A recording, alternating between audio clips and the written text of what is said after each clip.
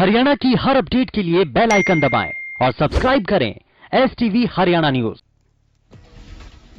प्रदेश में कोरोना के आंकड़ों में लगातार बढ़ोतरी दर्ज की जा रही है। पिछले 24 घंटे में 1607 नए मरीजों की पुष्टि की गई।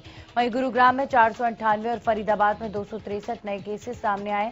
सोनीपत में 53 और हिसार में 76 नए मामले सामने आए। प्रदेश में 24 घंटे में 32 मरीजों की मौत के मामले सामने आए। इसी के साथ यह आंकड़ा 2488 पर पहुंच गया है। प्रदेश में अब तक कुल 2,37,604 केस सामने आए हैं। वहीं एक दिन में 2,646 मरीजों ने कोरोना को मात दी है।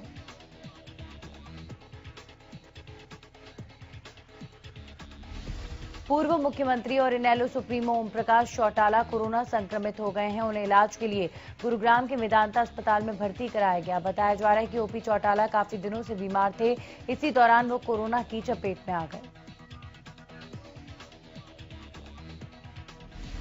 बुधवार को चौटाला की कोरोना टेस्ट रिपोर्ट पॉजिटिव आई। एहतियात के तौर पर उन्हें आइसोलेट कर दिया गया है। बता दें कि हाल ही में ओपी चौटाला के 2 पोतों की शादी हुई थी। अभय चौटाला के बेटे करण चौटाला की गुरुग्राम में ही शादी हुई थी।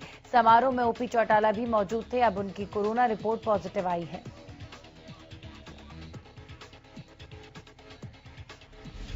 मुख्यमंत्री मनोहर लाल ने सिंचाई एवं जल संसाधन विभाग के अधिकारियों की एक बैठक की अध्यक्षता की। इस दौरान उन्होंने सिंचाई विभाग के अधिकारियों को निर्देश दिए कि कृषि भूमि के जलभराव क्षेत्रों को चिन्हित किया जाए और जिलावार नक्शे को तैयार किया जाए। मुख्यमंत्री ने अधिकारियों को निर्देश दिए कि ऐसे जलभराव क्षेत्रों के पानी को रिचार्ज करने के साथ साथ झीलें तैयार करने के लिए योजना तैयार की जाए ताकि मत्स्य पालन और पर्यटन को भी बढ़ावा मिल सके।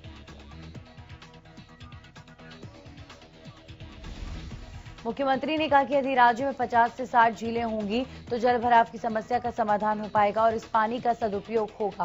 बैठक में मुख्यमंत्री ने अधिकारियों को निर्देश दिए कि राज्य के जिन 457 गांव में मानसून 2020 के दौरान पानी की निकासी अस्थायी तौर पर की गई है, उसकी सतत योजना बनाई जाए।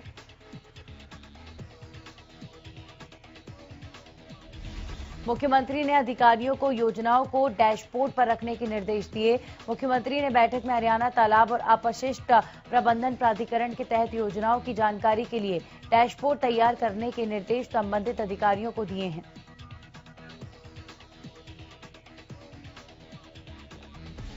प्रदेश के कई इलाकों में ठंड के साथ कोहरे ने दस्तक दे दी है। कोहरे और सर्दी के सितम से वाहन चालकों को काफी परेशानी का सामना करना पड़ रहा है। मौसम विभाग का कहना है कि आने वाले दिनों में ठंड के साथ साथ तापमान में तेजी से गिरावट आने की संभावना है। किसान आंदोलन का आज 8वां दिन है। किसानों का कहना है कि सरकार कृषि कानूनों को लेकर एक विशेष सत्र बुलाए और इन कृषि कानूनों को रद्द करे। किसानों का कहना है कि मांगे पूरी नहीं होने तक आंदोलन जारी रहेगा।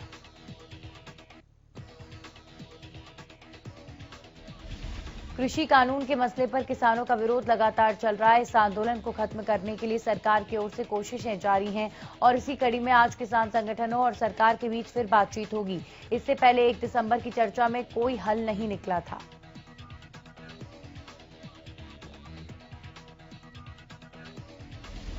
किसानों के प्रदर्शन के कारण सिंधु बॉर्डर, टिकरी बॉर्डर, चिल्ला बॉर्डर समेत कई बॉर्डर्स को बंद कर दिया गया है। दिल्ली ट्रैफिक पुलिस की ओर से एडवाइजरी जारी की गई है। इसके मुताबिक गुरुवार को भी नोएडा लिंक रोड पर स्थित चिल्ला बॉर्डर को बंद रखा गया है।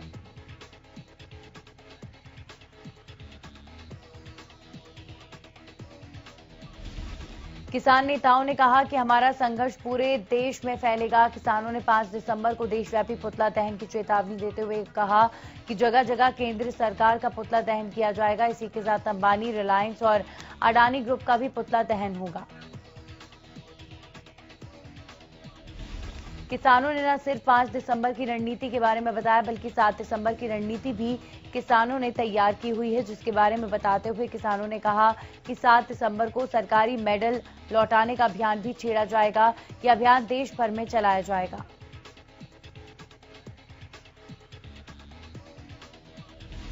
किसान आंदोलन के मुद्दे पर बोलते हुए केंद्रीय कृषि मंत्री नरेंद्र सिंह तोमर ने किसानों से आंदोलन खत्म करने की अपील की। मंत्री नरेंद्र सिंह तोमर ने कहा कि सरकार समाधान निकालने के लिए तैयार है, बीच का रास्ता निकल सकता है। नरेंद्र तोमर ने कहा कि लोगों को आंदोलन के चलते परेशानी हो रही है, सरकार भी लोगों की परेशानी समझ रही है।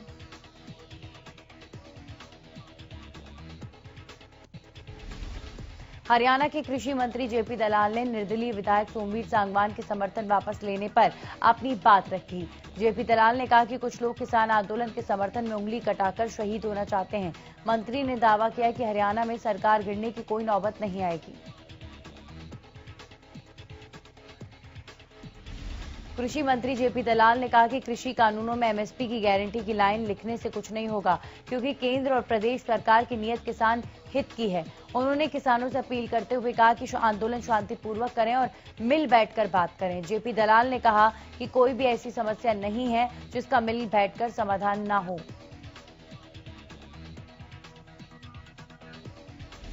किसानों के आंदोलन को लेकर सियासी घमासान भी अब तेज होता जा रहा है। इस आंदोलन के बीच आरोप प्रत्यारोप का दौर भी जारी है।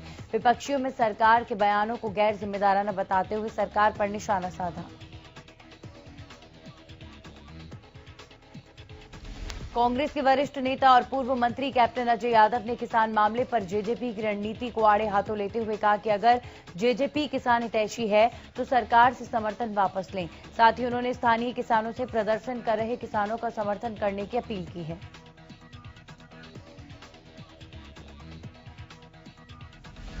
आंदोलन कर रहे किसानों को स्थानीय किसानों, आड़तियों और खापों का तो समर्थन मिल ही रहा है। अब वकीलों ने भी किसान आंदोलन को समर्थन देना शुरू कर दिया। वकीलों ने आश्वासन दिया है कि किसानों की हर संभव मदद करेंगे। साथ ही वकीलों ने कहा कि आंदोलन में किसानों पर दर्ज सभी केस मुफ्त में लड़ेंगे।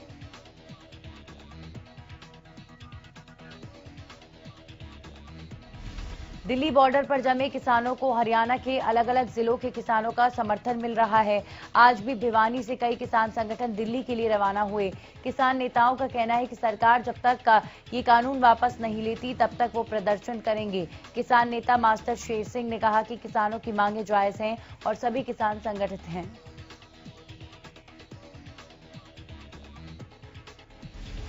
गोहाना में अखिल भारतीय जाट आरक्षण संघर्ष समिति के सदस्यों ने मीटिंग कर कृषि कानूनों को रद्द करवाने की मांग की और धरना स्थल पर राशन सामग्री पहुंचाने का निर्णय लिया। इस दौरान समिति के प्रदेश उपाध्यक्ष आजाद लठवाल ने कहा कि पंजाब और हरियाणा के किसान काले कानूनों के खिलाफ लड़ रहे हैं और वो भी किसानों के साथ हैं। किसान आंदोलन को हर वर्ग के लोगों का सहयोग मिलता नजर आ रहा है। इसी कड़ी में सिरसा के गांव बनी की वार्ड नंबर 5 की जिला पार्षद सुनीता रानी ने अपने पद से त्यागपत्र देकर किसानों के आंदोलन को पूरा समर्थन देने की बात कही है।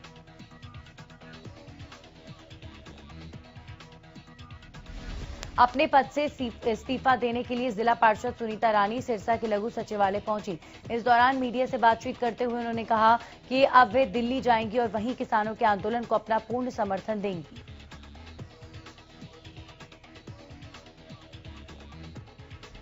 इस मौके पर किसान नेता स्वर्ण सिंह विर्क ने जिला पार्षद के त्यागपत्र देने पर कहा कि किसानों को सभी वर्गों का समर्थन मिल रहा है, ये किसानों के आंदोलन को मजबूत बना रहा है।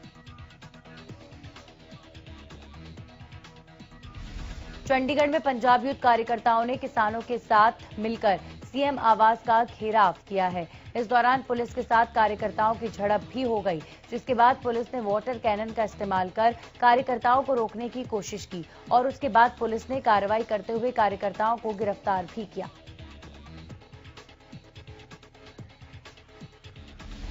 सोनीपत में किसान आंदोलन के चलते प्रशासन अलर्ट हो गया है। दिल्ली हाईवे पर भारी वाहनों और निजी वाहनों को निकलने की इजाजत नहीं दी गई, तो वहीं आर्मी की गाड़ियों को भी आगे जाने से रोका गया था। आर्मी की गाड़ियों को रूट डाइवर्ट कर केएमपी से भेजा गया। क्षेत्र में 1 महीने के लिए धारा 144 लगाई हुई है।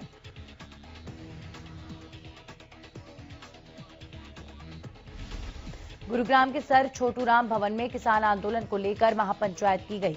इस महापंचायत के माध्यम से 360 गांव की सरदारी किसानों को समर्थन देने का लक्ष्य रखा गया।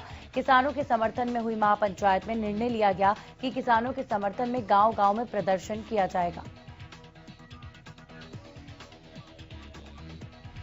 महापंचायत के दौरान बातचीत में निष्कर्ष निकाला गया कि अगर 3 दिसंबर को होने वाली बैठक में कोई सार्थक परिणाम नहीं निकल के सामने आए तो गुरुग्राम के तमाम बॉर्डर को सील कर प्रदर्शन किया जाएगा।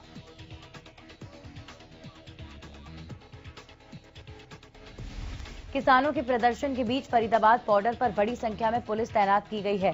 अब यहां नाका लगाकर हर किसी की चेकिंग की जा रही है। बता दें कि पलवल में किसान आंदोलन को लेकर महापंचायत भी की गई। इस दौरान किसानों को पूर्ण समर्थन दिया गया।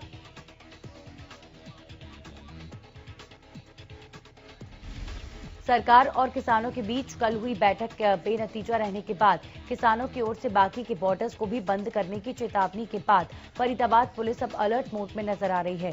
किसानों के बॉर्डर पर पहुंचने के अंदेशे के चलते ही फरीदाबाद पुलिस ने दिल्ली बदरपुर बॉर्डर पर नाकेबंदी कर चौकसी बढ़ा दी है। एसीपी मौजी राम की माने तो किसान आंदोलन के चलते बदरपुर बॉर्डर पर पुलिस फोर्स की तैनाती की गई। हालांकि उनका ये भी कहना है कि अभी पुलिस के पास ऐसा कोई इनपुट नहीं है कि फरीदाबाद के किसान बॉर्डर पर पहुंचेंगे, लेकिन एहतियातन के तौर पर पुलिस फोर्स तैनात की गई है।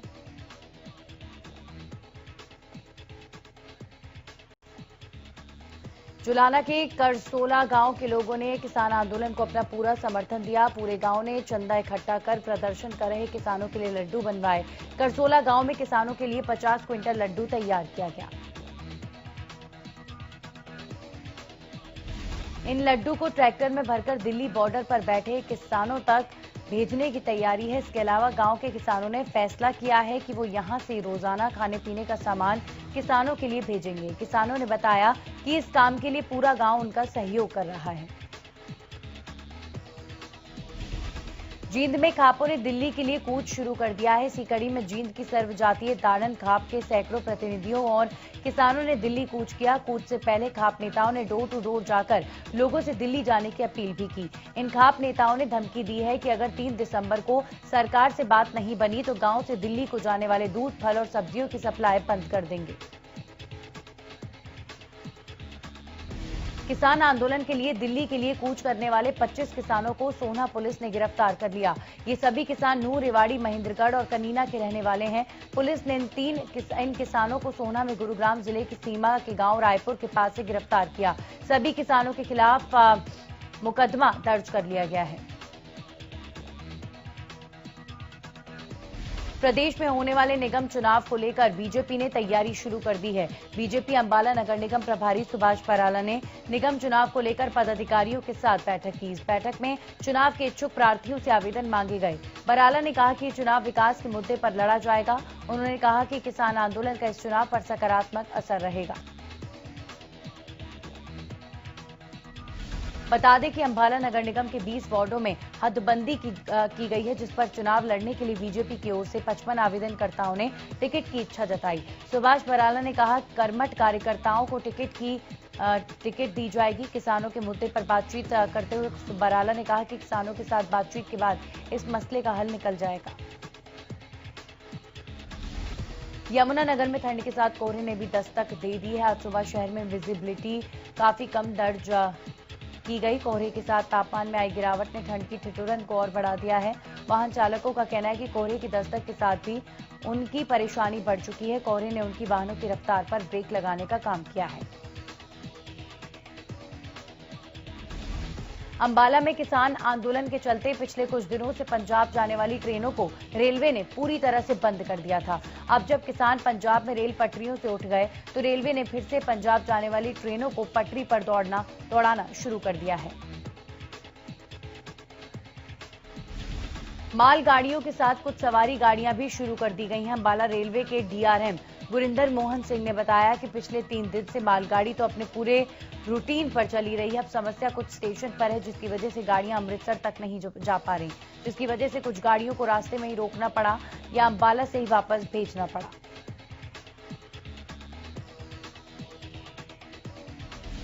उन्होंने बताया कि सवारी गाड़ियां भी धीरे धीरे चलाई जा रही हैं। आज हमने 3 सवारियां गाड़ियों को भेजा है और जल्द बाकी गाड़ियों को भी रूटीन में चला दिया जाएगा, जिससे यात्रियों को कोई परेशानी नहीं होगी। वहीं जब पंजाब से आए यात्रियों से बात की गई तो उन्होंने कहा कि अभी पंजाब से पूरी तरह रेलगाड़ियां हरियाणा में नहीं आ पा रही, जिसकी वजह से उन्हें बहुत परेशानी हो रही है। सीएम फ्लाइंग टीम ने गुरुग्राम में चल रहे फर्जी कॉल सेंटर का भांडाफोड़ किया है। ये फर्जी कॉल सेंटर अवैध रूप से सेक्टर 28 के एक मकान में चलाया जा रहा था। सीएम फ्लाइंग की छापेमारी के बाद फर्जी कॉल सेंटर का मालिक मौके से फरार है, जबकि उसके 2 पार्टनरों को पुलिस ने गिरफ्तार कर लिया है। बताया जा रहा है कि इस कॉल सेंटर में 22 लड़के और 4 लड़कियों को काम पर रखा गया था, जहां से ये लोग SSN सोशल सिक्योरिटी नंबर के नाम पर धोखाधड़ी कर रहे थे। कॉल सेंटर के जरिए वे ग्राहकों से 100 से लेकर 500 अमेरिकी डॉलर लेते थे। बहरहाल पुलिस ने मामला दर्ज करते हुए जांच शुरू कर दी है।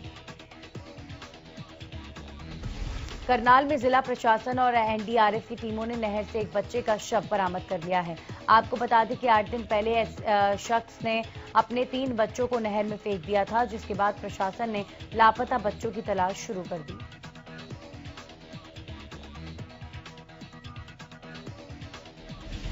आठ दिन के बाद गोताखोरों की टीम ने गांव सिरसा के पास एक बच्चे का शव बरामद किया, जिसकी शिनाख्त शिव कुमार के रूप में हुई है। बहरहाल पुलिस ने शव को कब्जे में लेकर पोस्टमार्टम के लिए भेज दिया। अब गोताखोरों की टीमें 2 अन्य बच्चों की तलाश कर रही हैं। आपको बता दें कि 23 नवंबर को पिता सुशील कुमार ने अपने 3 मासूम बच्चों को कलबेहड़ी आवर्धन नहर में फेंक दिया था, जिसके बाद पुलिस ने आरोपी को गिरफ्तार कर अदालत में पेश किया था, जहां से उसे न्यायिक हिरासत में भेज दिया गया।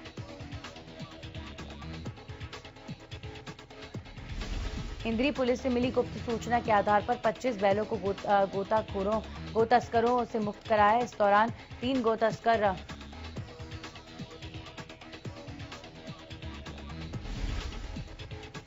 पुलिस ने आरोपियों के खिलाफ मामला दर्ज कर तलाश शुरू कर दी। पुलिस को इंद्री के गांव छप्ती छपरा के पास सूचना मिली थी कि यमुना के रास्ते से गौ तस्कर बैलों की तस्करी के लिए यूपी लेकर जा रहे हैं।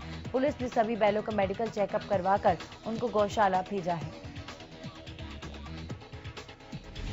सिरसा के F ब्लॉक में मौजूद रुई के गोदाम में देर रात आग लग गई। इस दौरान मौके पर पहुंची फायर विभाग की गाड़ी ने आग पर काबू पाया।